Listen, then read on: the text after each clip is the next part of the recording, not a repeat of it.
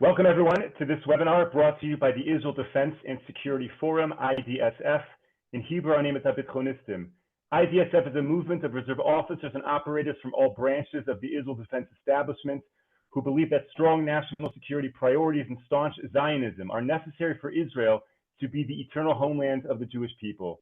Thank you to all of our viewers and supporters for tuning into these war briefings every day. It is very important for us at IDSF that you have the opportunity to hear directly from IDSF experts on the ground here in Israel who know what is going on and can connect with you in these very direct and candid briefings. It's a great privilege right now to be joined by Brigadier General Amir Avivi straight from the European Union Parliament building, and we're going to go straight to the General, please. Thank you very much. I hope you guys can hear me. I arrived this morning with LEPFs and some guys who are coordinating the meetings for us here in the European Union and in Brussels. As of this morning, we have had already quite a few meetings here. There is a lot of interest on what's going on in Israel. I must say the support overall in the European Union is much bigger than people might think. From all the different groups you have in the European Union, only the really radical left is completely supportive of Hamas or the Palestinians.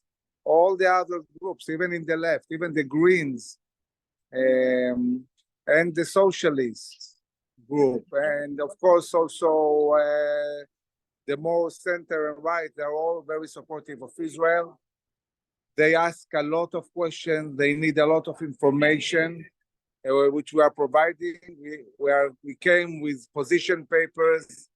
We're giving them all the information they need. We met with the Germans, with the Lithuanians, with Denmark, with Norway. And now the whole day we have more meetings. I took a few minutes to have the chance and speak.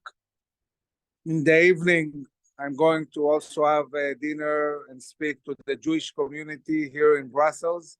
And I also interviewed in the morning in the Jewish radio network here. So there is a lot to do. We also have plenty of meetings tomorrow, and late at night, I'll be flying back to Israel and landing Friday at 4 a.m. We must really understand that it's all up to us. Nobody is stopping us. Nobody is telling us what to do. We need to be resolute. We need to really do the job and destroy Hamas completely. As you know, the army is advancing in Gaza. We're already inside the Shifa hospital. We're dismantling all their governmental and military position in the north. And we need to be ready for the next stage. After we finish with the north, the next stage is going south and taking the whole Gaza Strip. It will be interesting to see how what we're doing in the north will impact their willingness to fight in the south, but this is something that we'll have to wait and see. We had also a good meeting with the embassy here. Of course, we want to know everything that the embassy is doing and what's the formal policy of the government, but we're bringing our own understanding and really educating the people of here what's going on. So thank you, Moshe. I'll go back to my next meeting and have a good session. Thank you so much for joining us. Thank you.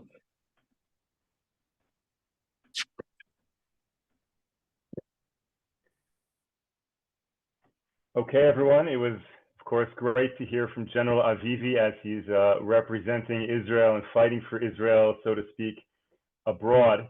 Our plan was to have Lieutenant Colonel Jonathan Conricus, the IDF spokesperson, join us right now. Unfortunately, he's been called away to duty, which happens when we're in war.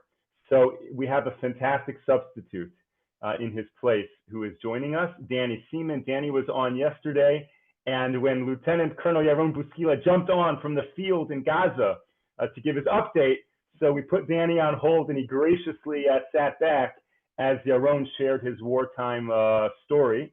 So we now have Danny back to answer a few questions, to provide the war update right now. Danny, of course, is no stranger to many of our viewers.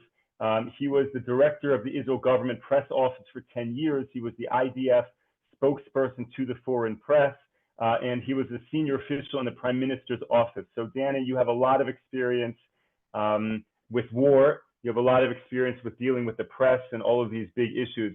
If we could start off with what exactly is happening in the Shifa hospital in Gaza, which is not only a war zone, but there are still civilians, there are Gazans in that hospital, and Israel, of course, has this delicate balance of fighting in a war zone, but trying to minimize civilian casualties. What can you tell us about all of that? I'm familiar with the hospital there and with Gaza. In addition, like most Israelis, I don't only have a civilian job, I also served as a reservist. And I did my service back in the first Lebanon War. I was in my mandatory service. I was with the paratroopers. I continued then for 25 years, except for 3 years when I was with the IDF spokesman's unit. I continued as a combat soldier within the paratroopers and reserves. And we did a lot of our service there in the Gaza area, including the hospital. And for me, that area of Shifa and the camps there, growing up in Ashkelon, I could see my mother's house. When we were in one of the buildings there, I could see the house I grew up in from the Gaza Strip, from the middle of Gaza. So you get a little perspective of how close that is to Israel. And it's the town of Ashkelon I'm talking about, which isn't that far away from the center of the city of Gaza. So Shifa is strategically important in this battle right now, because that's where the Hamas situated its main headquarters and its main operations center underneath the hospital. Now, yesterday, the IDF spokesman himself, we were on the outskirts of the hospital, very cautious, knowing that there are civilians there. We were very cautious in making sure that we don't in any way harm those civilians in the hospital being treated. But we were able to get in and access to the hospital, and the IDF spokesman took journalists and the correspondent for CNN to see what we're talking about.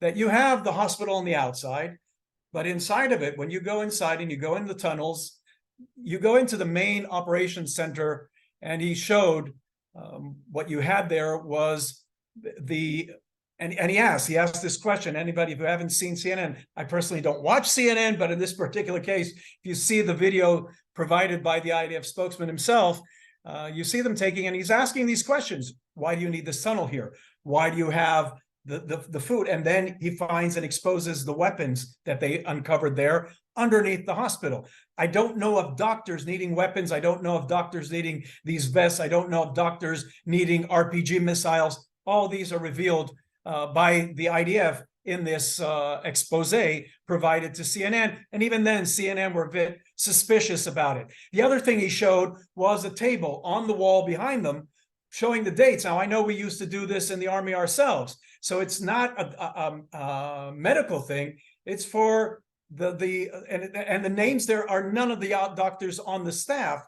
It's names of the members of Hamas who are doing their guard duty. And who are they exactly guarding? So he shows you have women's clothing, you have a metal bed there, you have wire that was used in order to hold somebody captive on that bed, and you also had a baby bottle above it and pacifier and some other things for children. So the assumption is, and from the knowledge we have and the intelligence we're gathering, I remind you that day before yesterday, we were able to take 2 Hamas members, a prisoner who gave us tremendous intelligence of what is going on there in the hospital. So we were able, from all that information, gather what exactly is going on beneath the hospital. And it's just what we captured then was just the beginning of the tunnels that go down into the headquarters of Hamas. Unfortunately, and this is one of the things that the price that we're paying right now, because we're very cautious in trying to limit the number of civilians affected there. We're taking our time also to protect our soldiers, knowing that most of these tunnels are also booby-trapped. And we have to be very careful with that because they've shown that they have total disregard even for their own civilians. And as we know, and they know themselves, how quick the foreign media and international organizations and foreign governments are so quick to point the picture at Israel. Our concern is that they have the place booby-trapped that will topple the hospital itself, causing our lives, but also causing themselves. Nobody's going to stop for a moment and say, well, was it Hamas or maybe it was Israel? Because even when the hospital, the other hospital that was hit a few weeks ago, and these are journalists who've been covering this area extensively for many years, and they all know how often there have been lies directed and fingers pointed in the direction of Israel. And then just like happened with the hospital last month, and I mentioned this because we have to realize they're not covering this for the first time. So this playing this naive game of first blaming Israel, when every single time in the past, when something happened like that, it eventually turned out to be the Arabs, Hamas, PLO, Islamic Jihad, anybody who was involved in the incident. It also always turned out they were the ones responsible. So they should be or exercise more caution. The same thing here. So we're very careful with what we're doing that. Now, these international groups are very quick and the media is very quick to waive international law and the question of war crimes. And they do it again selectively. And by the way, if you want to talk about anti-Semitism, one of the tropes of anti-Semitism has always been the selective application of laws when it came to Jews. There's laws that applies to everybody and then selectively to the Jews. The same thing here. International law stipulates very clearly that any location used as a source for military activity, as an aggression against a given country, in this case Israel, is a legitimate target because any country's first responsibility, first and foremost, is protect its own civilians. And I always say this, Israel cannot be more responsible for the citizens in Gaza than their own elected officials. And in this case, they elected Hamas over about 20 years ago, 18 years ago. So they chose this, and Hamas is using this. And the moment they use it to operate against Israel, it becomes a legitimate target. Yet even though, and despite this, Israel is very cautious in the way it's moving forward. We moved in yesterday trying to rid, we're hoping that most of them escaped, unfortunately, probably with some of the prisoners. And that's where it stands at the moment when it comes to the Shifa hospital. Hopefully we'll be able to rid it of in its entirety of all the Hamas personnel and operations used from that location, and let the hospital continue to operate once we're in control of the region, operate as a hospital and not as a cover for Hamas. Okay, so related to that, are you able to speak to what Prime Minister Netanyahu mentioned, I think it was 2 days ago, about the possibility of a hostage deal, that Israel would entertain a prisoner swap in return for hostages? What are your thoughts on that? Well, there's a lot of rumors going around, and knowing from my years in government, most of it is inaccurate. Now, on this particular issue, there is no briefings going on. We're just like with the battlefield, we're keeping these things being very cautious, even at the extent of some of the families of these hostages are losing their patience, which is very understandable. But we have to be careful here because beyond anything, Hamas are manipulators. They don't care about the hostages. They certainly don't care about their own people, as we know. They're using it for psychological warfare, for causing pain, but we're working. The United States is behind the scenes working with the government of Qatar. They're hoping to gain time. And this is perhaps what the whole issue is about. Of course, we want to release and bring as many hostages as possible out of the hands of Hamas, and especially when we have children. It's horrible even to think about the fact that children are being held by these, I don't want to use the word animals because animals don't behave this way, but about these vicious demons. They're being held by them for over a month. You have injured people, you have women who knows, and we've seen pictures of what they've gone through. So our first goal is try to release them in any way we can. And if we can do that in some kind of deal, but we cannot allow this deal in any way to be used to allow Hamas to reorganize, because they're not only in defeat right now, they're in dismay and disorder. And once we were able to cut the north of Gaza off from the south of Gaza, they're not getting orders. And yesterday we took out the number, the day before yesterday, we took out the number third, at least we believe so. There's been no independent confirmation of this, but we took out the number 30 person in the hierarchy of the Hamas, which means that they're not getting orders right now. And so they're very good at working independently. They're very good at what they know they have these functions of firing the missiles, or if you know that there are Israeli troops in the area, to pop out and start firing at them. But there's no organized activity against the Israeli forces there. So that gives us a huge advantage in the operation that we're conducting right now. So we don't want to give them the opportunity to regroup and in any way reorganize. And so we're not going to give them 3 days. It's not going to be for 50 people. We're trying to get as many of them out as possible. One of their requests, from what I understand just from the media right now, is to allow them to release prisoners that were taken, women and children in our. But, you know, they talk about children, 16, 17-year-olds. These people are known to be active Hamas warriors and fighters and terrorists. And these women were involved in terrorist activity. So it's not like they have these individuals that we can release. Now, most Israelis will tell you, if they want to take, there are about 6,000 Hamas members in jails from Israel over the past years, many of them involved in horrific terrorist activities that murdered Israeli civilians. Every Israeli will tell you, yes, let them go. But we want to let them go into Gaza. We don't want them taking refuge in Turkey or in Qatar or any place like that, for the reasons that you can imagine yourselves. Other than that, we're not going to be giving them these extensive numbers. It'll be for whatever number, at least this is what the intention of Israel is right now. As I said, it won't be a 3-day giving them a rest and stop the fighting. And it won't be that we give them thousands for a few 50, a few dozens, or even a few hundred. It'll be the same number and a few hours a day, perhaps more. One of the reasons for this, besides, is past experience. And I'm not saying, what I'm saying now is not anything I know from the government. I'm just giving my assumption, and this is based on past experience.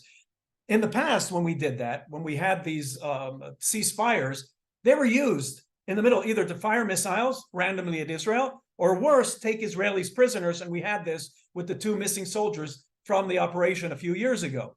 So in this case, we know that they violate these ceasefires. And now when you don't have a chain of command, as I just mentioned, then you're going to have these operatives and they're going to hide behind it. But I can tell you clearly right now, the past has changed. Israel made it very clear. The operation and the war at the moment is different than anything they've experienced in the past.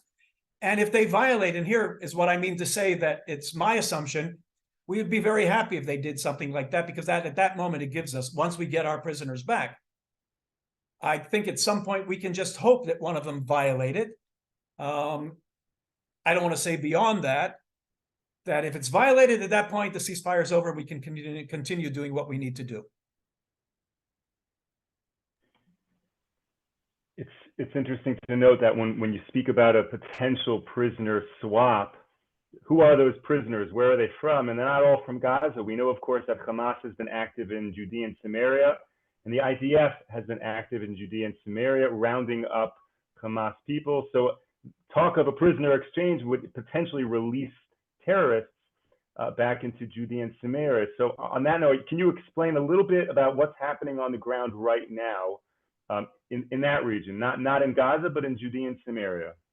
Well, this is part of the broader thing, though people are saying that the focus is on what's happening in Gaza, and only in Gaza, by the way, and maybe I'll mention this, what I mean by that in a moment. So we have the missiles fired, and we have our forces there, but you hear a little of missiles fired by Hezbollah, and Hezbollah trying to tempt Israel. But there's also a third front, and it's going on, and this perhaps people can get an indication how things have changed in Israel since the 7th of October. If up until the 7th of October, we were very hesitant and very reluctant for operations in areas that are under the PLO control, today for every Israeli, it's very clear, or a majority of Israelis, there's still those fringes that God only knows what's going through these people's minds, but at the moment, the vast majority of Israelis understand and it will tell you very clearly, PLO, Hamas, Hezbollah, they're all the same. They're all terrorists. And the areas controlled by the PLO, despite the fact that we had a peace treaty with them, and despite the fact that we had a ceasefire with them, and despite the fact that they're signatories to the Oslo agreements that, by the way, were certified and by the Europeans and by the United States, and they're the ones giving their guarantees for this agreement, and yet every violation of PLO, they don't say a word about it. So the Israelis have had enough of this. And so these operations were in full operative in Judea and Samaria at the moment. Last week it was Jenin, it was Shechem. The past 48 hours has been Tulkarem as well. In the meantime, we're arresting every Hamas member under the control of the Palestinian Authority in Judea and Samaria, and taking out their, they had this factory that they were building, again, under a building, a school in Tulkarem. They were building to build missiles that they were going to start using to launch from Judea and Samaria against the center of Israel. This is not going to happen. We're not going to give them the opportunity that unfortunately we let the Hamas do. Every Israeli, and by the way, just so you get an image, understanding the picture of this, the terrorists penetrating from Gaza Strip made it all the way to Afikim, which is 20 kilometers into Israel. Most of the central towns, Netanya, Kfar Saba, even Tel Aviv, are closer to that, to Tulkarem and Jenin and Shechem, than Afikim was to the Gaza Strip. So every Israeli knows today that what we got from the Gaza Strip was not only an incident itself, and not only a realization of all our worst fears, that we no longer have to imagine what can happen. We know what can happen now. So anybody in Judea and Samaria and on that area there knows that what happened in Gaza can very well happen in the center of Israel unless we stop it now. So we're operating there, undermining anything, the activities of Hamas, but also that yesterday we had 7 people killed who are members of an extreme branch of the PLO. So just as the Prime Minister said a few days ago, PLO will not take over Gaza Strip because the PLO are the same as Hamas. They educate their children for violence. And by the way, they use textbooks that are funded by Europeans and by UNESCO, by UNRWA, which is a UN body that subsidizes school books and textbooks that call for the murder and dehumanize the Jews in the eyes of children in Palestinian areas. So there has to be a cessation of these things. Those things are not going to continue, and we all have to understand that. So the operation right now is being conducted in Judea and Samaria to take out any future threats against Israel, and we have more freedom there because they haven't been able to formulate the defenses like they have in the Gaza Strip. Right, and it's important for all of our viewers to realize that when you're in Israel and you drive in Judea and Samaria, there is way more security than usual.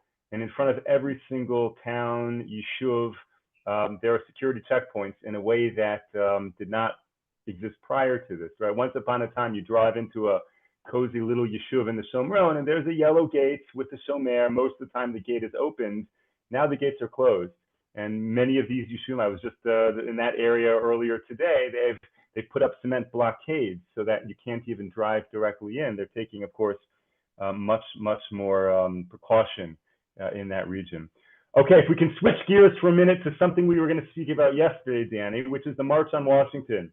300-something thousand people went to Washington to show their support. How did the U.S. media cover this? Is it the way you would have expected?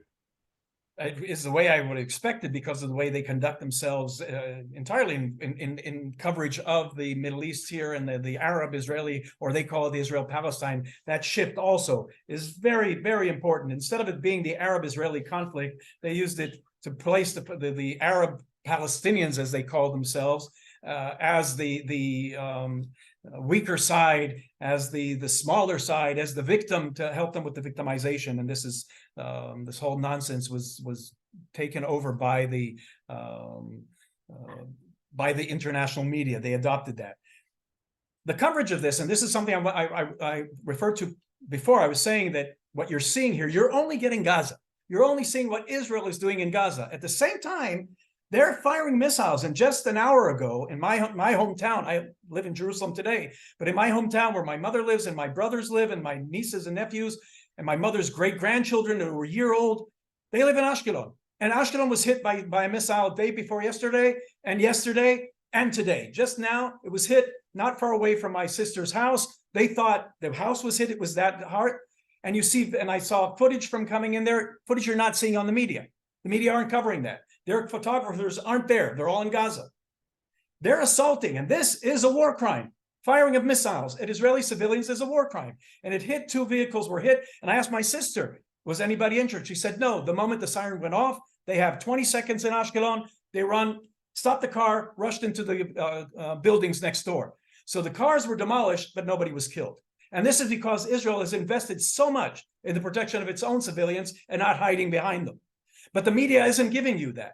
And the same thing is going on with the coverage of what is happening here. They give you extensive coverage of the violent demonstrations against Israel, against all these people talking about Israeli supposedly war crimes, which are a lie in and of itself.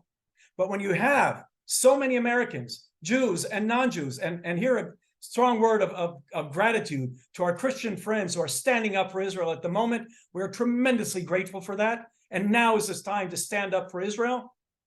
And it's not only for Israel, it's for all of us. As Prime Minister Netanyahu said very clearly, we're fighting the battle now for Western civilization.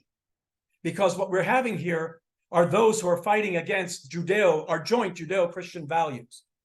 And so this is Israel in the front line of the battlefield for civilization at the moment. And where is the media on this side? Just like everything else on the side, unfortunately, of evil. Maybe because it films better, I don't know what. But this was a peaceful demonstration of good people standing up for what is right.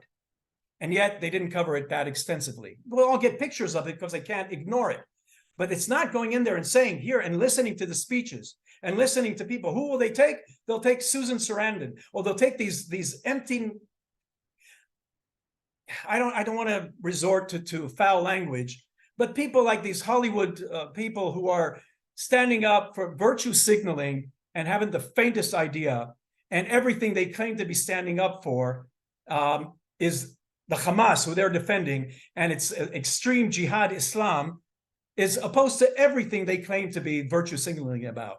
So the media is an active participant in that, unfortunately. So you're not getting the truth. And here we're seeing the same thing, people standing up in Europe, in Germany. By the way, I'm really, as somebody who's been very critical of Germany over my life, for obvious reasons, they have been staunchly behind Israel with no excuses, no ifs, ands, or buts about it. They're strongly on the side of Israel. Same thing, surprisingly, France have been, though at times they've shifted, but for political reasons. And I said yesterday, somebody wrote in the questions yesterday, I mentioned how surprised we are by this administration, and certainly Biden. Look, we're not naive. But you have to be clear there are interests involved. And as long as Israel serves the interest of the United States, and the United States, unlike other countries, also has values that are involved in their decisions, but we're not naive. We know that the Americans have their own interests, but at the moment, our interests align completely with those of the United States.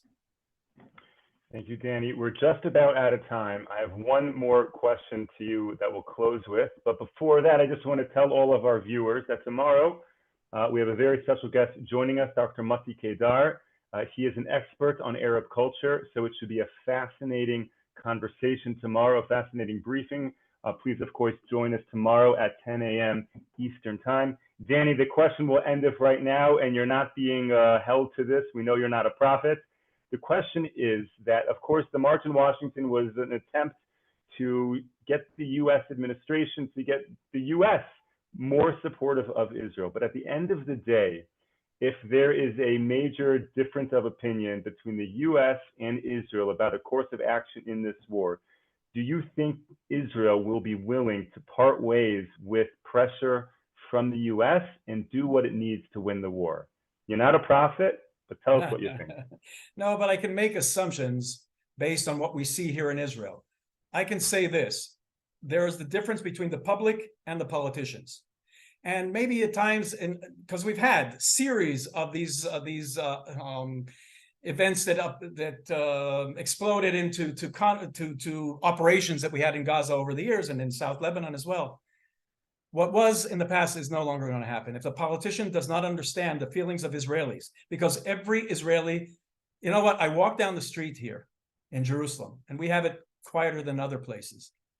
And I see children, and I look at these little babies, and the faces of the children from Gaza come up immediately. A good friend of my daughter is one of those hostages in the famous Jeep images that we know of the Jeep, the young woman being taken out of the Jeep. She's a friend of my daughter's. I can't look at my daughter without thinking of all these young women there. I see these young men who are at this party, and I see young men my children's age.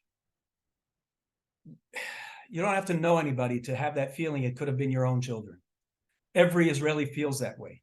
Every Israeli sees it that way right now. So if our politicians don't understand, we no longer accept a single missile to fall in Israel. We're no longer talking about taking out Hamas. There will not be a single threat to us anymore. And if our politicians and our leaders can't understand that, they have to know that they're sacrificing their career by giving in. Now, that said, it's a long haul here. It's going to be a long war. We're also entering winter, which will make things even more difficult. Probably the reason for not running in to Lebanon is that the winter there is far more severe than it is in Israel. We don't want to make the mistakes that Napoleon made, and I use Napoleon deliberately because he made the same mistake, but we don't want to make the same mistake that Napoleon did with Russia. You don't get dragged into a battlefield where you have things that can disrupt your obtaining your goals. So in Lebanon, we have to be very cautious with what we do there and when we do it. But this is going to last for a while. All the military experts are saying that, also in Gaza. So we're going to have to, at times, make concessions. At times, if we let 24,000 gallons of gas of gasoline in today, most Israelis understand, because we look at the strategic aspect of it and not the tactical aspect of it. Sometimes you have to give in for the greater good and for the greater goal in this case, which is defeating them. We need the United States backing and support for this. We're getting it. We're providing them with enough information. And to their credit, they're listening to the information. And when they see things and it's verified, they give us total support. This will continue. The problem is media in many ways and the pressure that it puts and these demonstrators. And this goes back to your previous question.